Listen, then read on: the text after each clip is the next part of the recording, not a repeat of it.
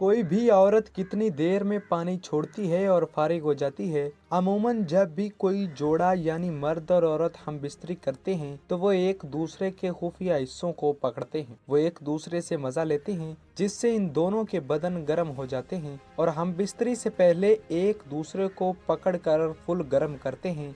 मर्द औरत के पस्तानों को मुंह में डालकर चूसता रहता है जबकि औरत मर्द के सारे जिस्म पर अपने हाथ फेरती रहती है। कुछ मिनट तक ये काम करते रहते हैं। बाद में मर्द औरत को लिटा देता है और अपना नफ्स उसकी शर्मगाह में डाल देता है। अक्सर मर्द हजरात 2 से 3 मिनट के बाद फारिग हो जाते हैं, लेकिन औरत फारिग होने में इससे ज्यादा वक्त लेती है। लिहाजा जब मर्द इंजाल को पहुंचे तो उसको चाहिए कि नफ्स बाहर निकाल ले और अपनी उंगली अंदर डालकर आगे पीछे करता रहे और इसके बाद फिर से नफ्स डाल दे, क्योंकि औरत फारिग होने में तकरीबन 15 मिनट लेती है।